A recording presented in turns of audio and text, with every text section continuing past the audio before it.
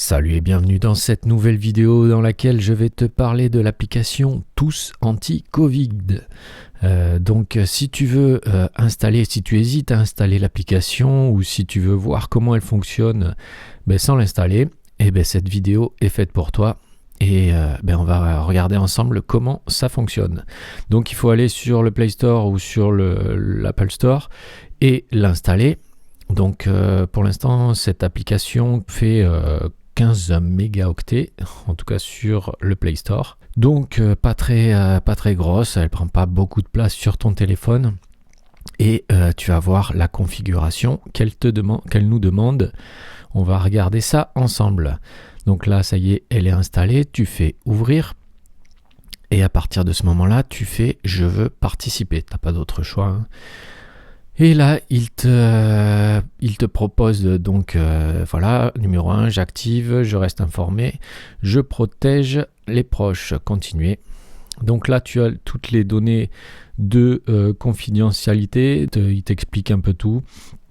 Il faut savoir que apparemment cette application ne garde pas tes données, en tout cas pas, elle garde tes données mais uniquement dans ton téléphone. Tu peux les effacer, on verra ça tout à l'heure, je vais te montrer. Tu fais accepter. Là, autoriser les contacts Bluetooth. Donc, tu es obligé d'autoriser puisque cette application fonctionne avec le Bluetooth de ton téléphone. Là, tu fais autoriser seulement si l'application est en cours d'utilisation. Là, il te dit qu'il a besoin de fonctionner en arrière-plan. Tu fais accepter, autoriser. Ça peut se changer après dans les paramètres. Ensuite, il te dit voulez-vous recevoir une notification si tu as été en contact avec une personne à risque. Tu fais autoriser. Et là, il te rappelle tous les gestes barrières. C'est noté. On a activé Tous Anti-Covid. Donc là, c'est pour activer ou désactiver l'application, c'est-à-dire que à partir du moment où tu l'actives, regarde, tu vas voir, je vais l'activer.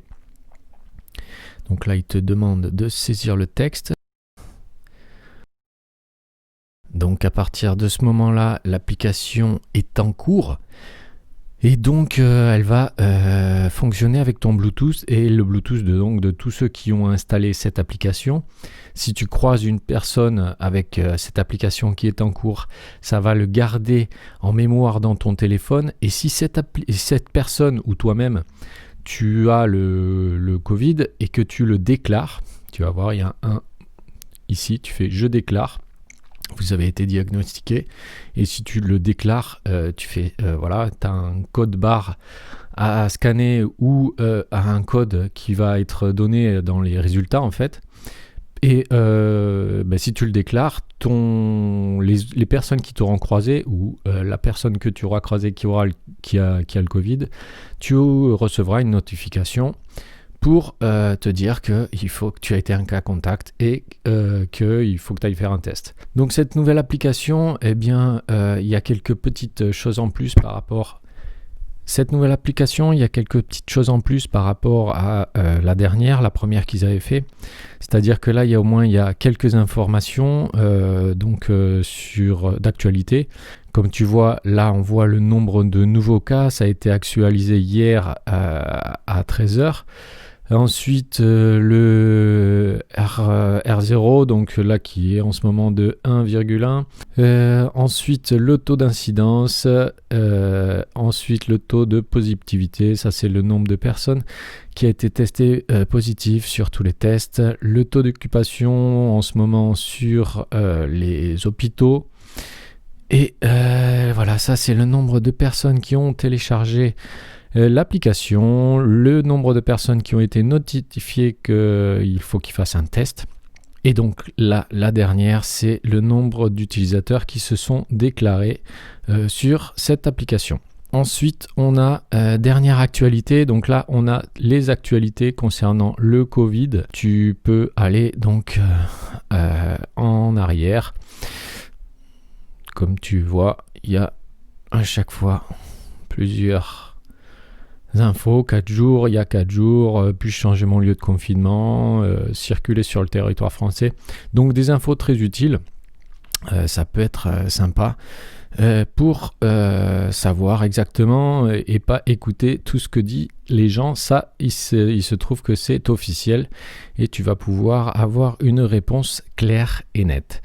Ensuite, donc comme je t'ai dit, il y a me déclarer. Ça, c'est pour partager l'application. Et là, tu as où me faire dépister. Donc, tu peux rechercher le centre de dépistage le plus proche de chez toi. C'est assez pratique aussi, hein. Bon, là, donc, ça s'ouvre dans ton navigateur.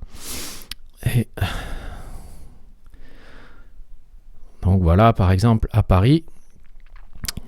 Si tu veux changer de ville, il suffit que tu mettes l'endroit où tu habites ici et tu changeras de ville. Voilà. Ensuite, un truc assez sympa, c'est l'attestation de déplacement.